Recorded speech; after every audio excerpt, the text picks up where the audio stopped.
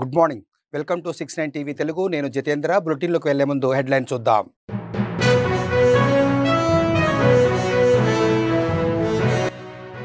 HCU భూముల స్వాధీనానికి ఈ నెల 7 వరకు స్టే విధించిన సుప్రీంకోర్టు. వర్షాన్ని సైతం లెక్క చేయకుండా సంబరాలు చేసుకున్న విద్యార్థులు.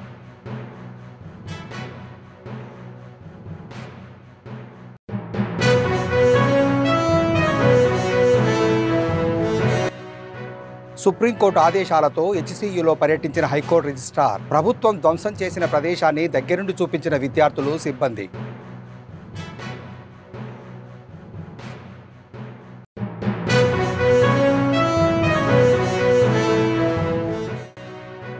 బీఆర్ఎస్ రజతోత్సవ సభకు 10 లక్షల మందిని సమీకరించాలి. ఎర్రవల్లిలోని ఫామ్ హౌస్లో పార్టీ నేతలకు దిశానిర్దేశం చేసిన అధినేత కేసీఆర్.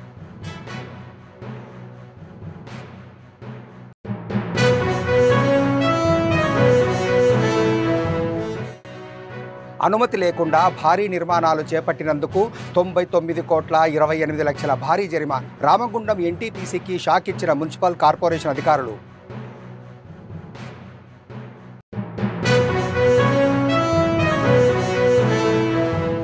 ఇక డీటెయిల్స్లోకి వెళ్తే, హైదరాబాద్ సెంట్రల్ యూనివర్సిటీ వద్దనున్న 400 ఎకరాల భూమిని ప్రభుత్వం స్వాధీనం చేసుకునేందుకు ప్రయత్నించడంతో గత 10 రోజుల నుంచి హెచ్సియులో విద్యార్థులు ఆందోళన చేస్తున్న విషయం తెలిసిందే. వీరికి మద్దతుగా ఇతర యూనివర్సిటీ విద్యార్థి సంఘాలు, ప్రతిపక్ష పార్టీలు నిరసన వ్యక్తం చేస్తున్నాయి. దీంతో విద్యార్థి సంఘాలు దాఖలు చేసిన పిటిషన్తో కోర్టు ఈ వ్యవహారంపై స్టే ఇవ్వడం జరిగింది.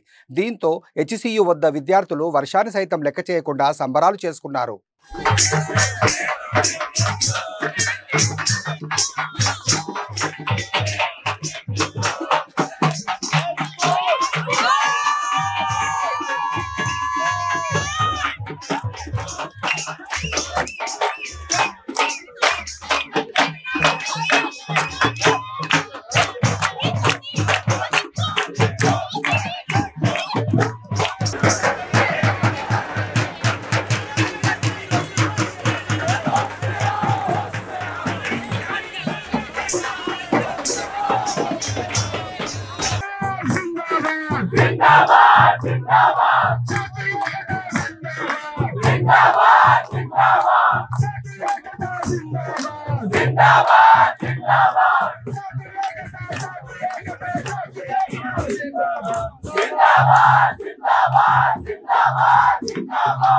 సుప్రీంకోర్టు ఆదేశాల మేరకు హెచ్సియులో పర్యటించిన హైకోర్టు రిజిస్ట్రార్ సుమారు 5 కిలోమీటర్లు కాలినడకన పర్యటించి మొత్తం వివరాలు సేకరించారు. అంతకుముందు భారీగా బారికేడ్లతో విద్యార్థులను ఈస్ట్ క్యాంపస్ వైపు వెళ్లకుండా అడ్డుకున్న పోలీసులు రిజిస్ట్రార్ రాకతో వాటిని తొలగించారు. జేసీబీలు సైతం మాయమయ్యాయి. రిజిస్ట్రార్ను కలిసిన విద్యార్థి సంఘాల నాయకులు, ప్రొఫెసర్లు ప్రభుత్వం ధ్వంసం చేసిన ప్రదేశాన్ని చూపించారు. రిజిస్ట్రార్ సైతం ఓపికగా అన్ని విషయాలను తెలుసుకున్నారు. రిజిస్ట్రార్ వెళ్ళగానే పోలీసులు తిరిగి ప్రదేశాన్ని చుట్టుముట్టి ఎవరినీ వెళ్లకుండా అడ్డుకున్నారు.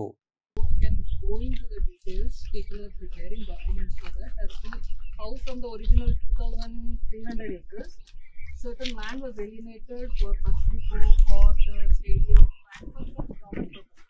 And this 400 acres wasn't contested, so it was given to some stadium industry. And was transferred back to the government. But then, instead of this 400 acres, university was given some other 380 plus acres, which is now taken over by Tata Fundamental System. So essentially, university has not got any land back. But this whole 2000 acres, I think, very strongly told that it was meant for educational purposes. In 1974, when the central government gave this land, it was for educational purposes. And stadium and bus depot are meant for government public use, but this 400 acres auction is not meant for any education purpose or for public use. So that is the. Can you show the? Yeah. You can Yeah.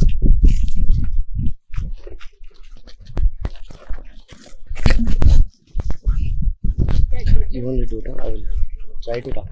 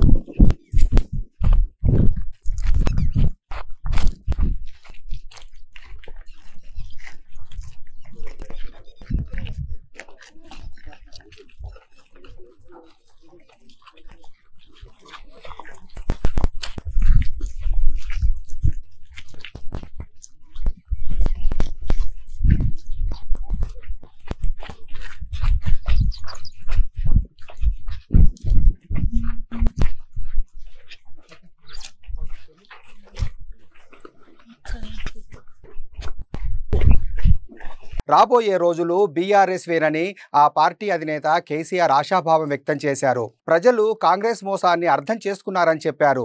Siddipet జిల్లా ఎర్రవల్లిలోని form హౌస్లో ఉమ్మడి మెదక్, నిజామాబాద్ జిల్లాల ఎమ్మెల్యేలు, ఎమ్మెల్సీలు, party జిల్లా అధ్యక్షులతో ఆయన సమావేశమయ్యారు. ఈ సందర్భంగా కేసీఆర్ మాట్లాడుతూ హనుమకొండ జిల్లా ఎల్కతుర్తిలో నిర్వహించనున్న రజతోత్సవ సభను జయప్రదం చేయాలని పిలుపునిచ్చారు. ఉమ్మడి మెదక్ జిల్లా సమన్వయకర్తగా హరీష్ రావు, ఉమ్మడి నిజామాబాద్ జిల్లా సమన్వయకర్తగా వేముల ప్రశాంత్ రెడ్డికి బాధ్యతలు అప్పగించారు. ఎమ్మెల్యేలు, ఎమ్మెల్సీలు, నియోజకవర్గ ఇన్ఛార్జీలు, మాజీ ఎమ్మెల్యేలు, బీఆర్ఎస్ జిల్లా అధ్యక్షులు ప్రత్యేక చొరవ తీసుకొని సభకు పెద్ద ఎత్తున ప్రజలను తరలించాలని పిలుపునిచ్చారు. 10 లక్షల మంది తరలివచ్చే సభకు సరైన వాహనాలను ఏర్పాటు చేయాలని, ఎలాంటి ఇబ్బందులు కలగకుండా చూసుకోవాలని ఆదేశించారు. ఈ సమావేశంలో బీఆర్ఎస్ వర్కింగ్ ప్రెసిడెంట్ కేటీఆర్, హరీష్ రావు, ప్రశాంత్ రెడ్డి తదితరులు పాల్గొన్నారు.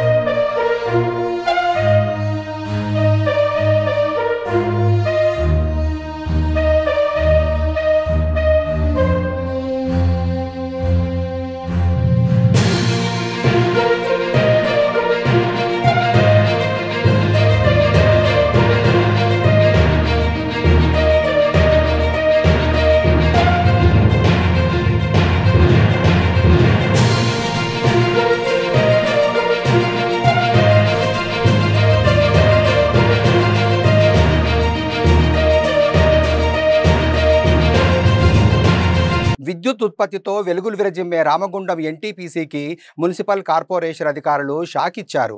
అనుమతి లేకుండా అక్రమంగా నిర్మించిన వాటికి 99,28,00,000 జరిమానా విధించారు. రామగుండం ఎన్టీసీపీ విద్యుత్ పరిశ్రమకు సంబంధించిన టౌన్షిప్లో ఇటీవల ఎలాంటి అనుమతి లేకుండా 6 ప్రాంతాల్లో భారీ నిర్మాణాలు చేపట్టారు.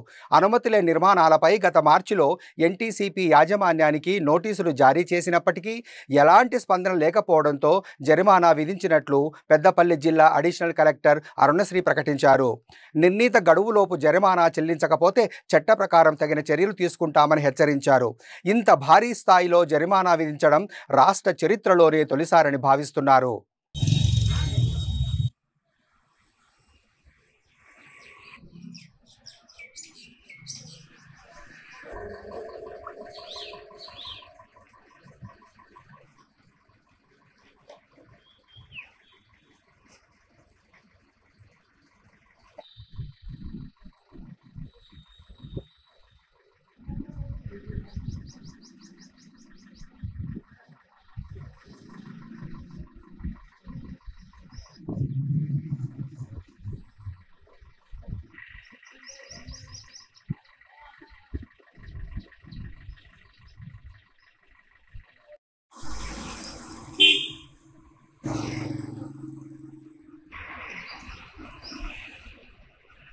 డిప్యూటీ సీఎం పవన్ కళ్యాణ్, మంత్రి నారా లోకేష్లపై అనుచిత వ్యాఖ్యలు చేసిన కేసులకు సంబంధించి సినీ నటుడు పోసాని కృష్ణమురళి రిమాండ్ ఖైదీగా కొన్ని రోజుల పాటు జైలు జీవితాన్ని అనుభవించారు.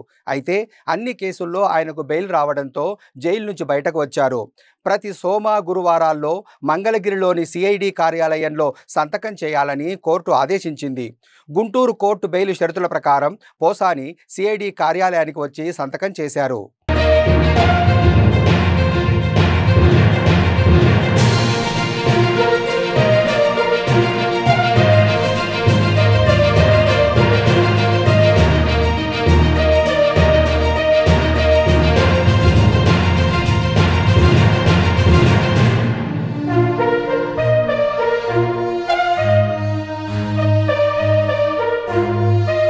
మేడ్చల్ జిల్లా కలెక్టరేట్ కార్యాలయానికి బాంబు బెదిరింపు మెయిల్ ఫేక్ అని పేట్ జహీరాబాద్ ఏసీపీ రాములు తెలిపారు. కలెక్టరేట్ కార్యాలయం నుంచి వచ్చిన సమాచారం మేరకు bomb squad, dog squad collectorate కార్యాలయం మొత్తం తనిఖీలు నిర్వహించారని, ఎలాంటి బాంబు లభించలేదని ఏసీపీ చెప్పారు.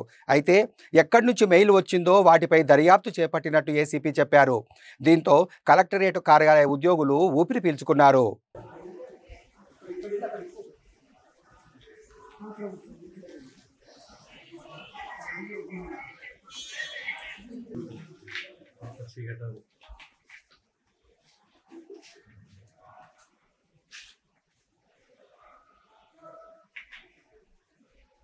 హైదరాబాద్లో నిన్న సాయంత్రం నుంచి కురిసిన భారీ వర్షానికి ఖైరతాబాద్ నుండి పంజాగుట్ట వైపు వెళ్లే రహదారిపై ఓ భారీ వృక్షం కూలి కారుపై పడింది.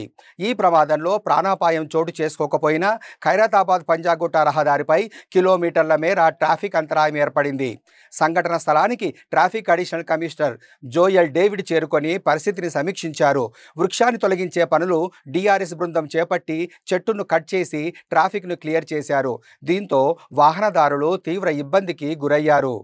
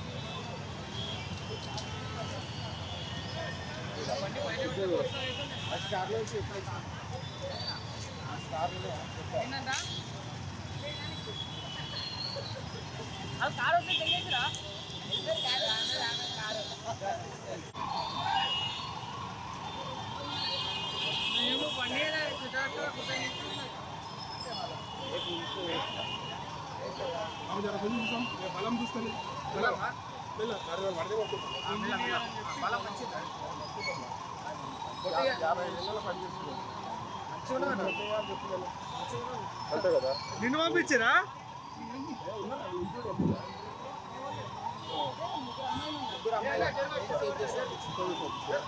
ఆటో వద్దంటే వర్షం ఎక్కువ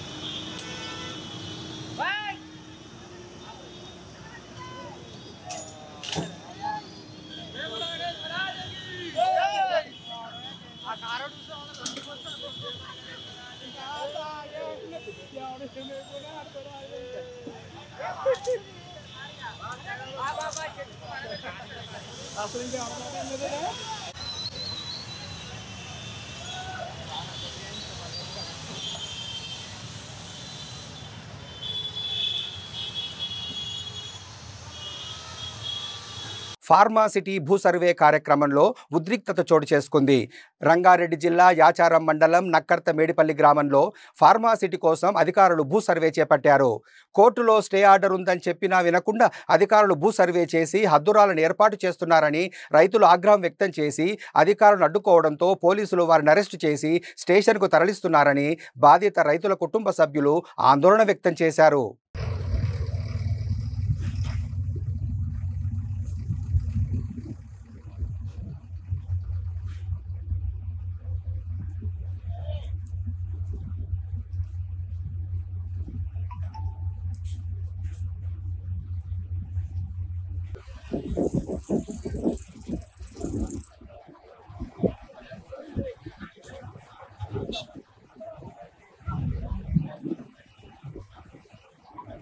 ఖమ్మం పట్టణంలో నెలకొని ఉన్న శ్రీ సీతారామచంద్ర స్వామి వారి దేవస్థానమునందు వసంత నవరాత్రి సహిత కళ్యాణ మహోత్సవానికి ఖమ్మం పట్టణ ప్రజలను ఆలయ పాలకవర్గం ఆహ్వానించారు.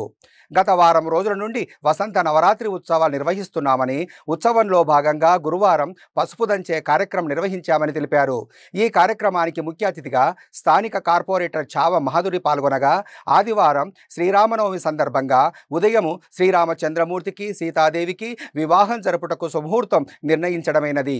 ఈ కార్యక్రమంలో అర్చకులు ఈవో వెంకట నరసింహారావు, ఆంజనేయ వరప్రసాద్, చావా నారాయణ తదితరులు పాల్గొన్నారు. మన ఖమ్మం పట్టణంలో పన్నశాల రామాలయం జరుగుతుంది. ఈ రామాలయం నందు 10 సంవత్సరాల నుంచి కూడా మేము కళ్యాణ మహోత్సవం ఘనంగా జరిపించడం జరుగుతుంది. దానికోసం ఎంతమంది భక్తులు వచ్చినా స్వామివారిని చల్లగా వీక్షించే విధంగా పందిర్లు వేయడం, తర్వాత వాళ్ళ కోసం లిస్ట్ ఏర్పాటు చేయడం, తర్వాత టెంట్లు, కూలర్లు ఇవన్నీ కూడా ఏర్పాటు చేయడం జరిగింది.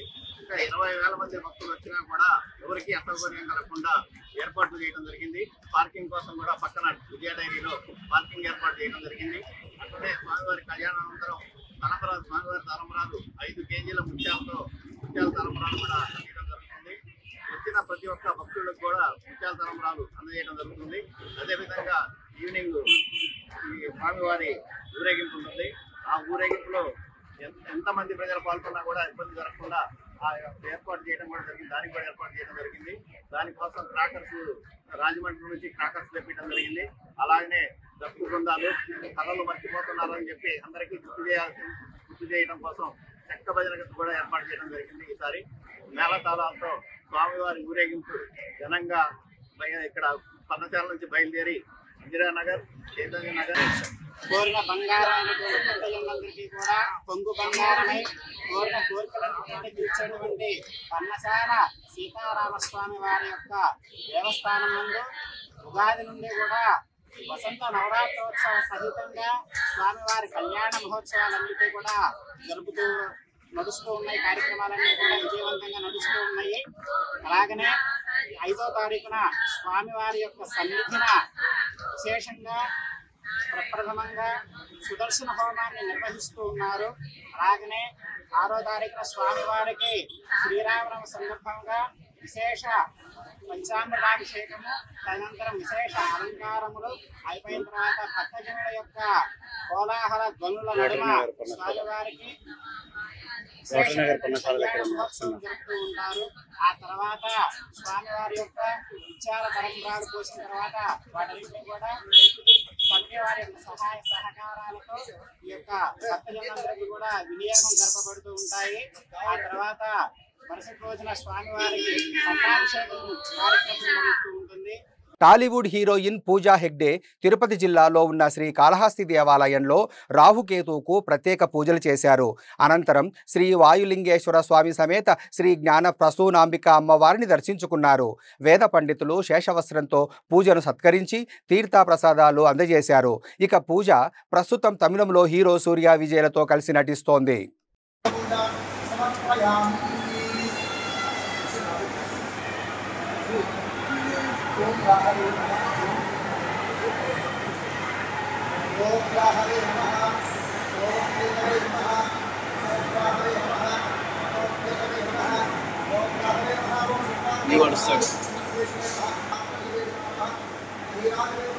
బులెటిన్ ముగించే ముందు హెడ్లైన్స్ మరోసారి.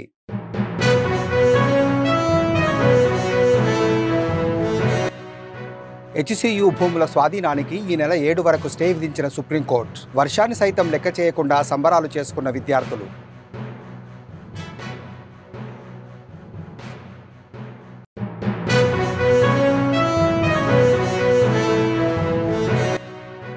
సుప్రీంకోర్టు ఆదేశాలతో హెచ్సియులో పర్యటించిన హైకోర్టు రిజిస్ట్రార్. ప్రభుత్వం ధ్వంసం చేసిన ప్రదేశాన్ని దగ్గరుండి చూపించిన విద్యార్థులు, సిబ్బంది.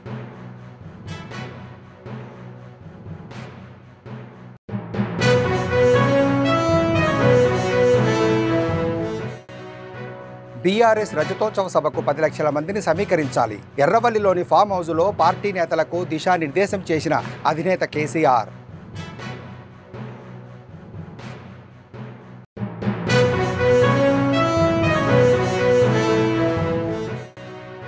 అనుమతి లేకుండా భారీ నిర్మాణాలు చేపట్టినందుకు 99,28 లక్షల భారీ జరిమానా. రామగుండం ఎన్టీపీసీకి షాక్ ఇచ్చిన మున్సిపల్ కార్పొరేషన్ అధికారులు.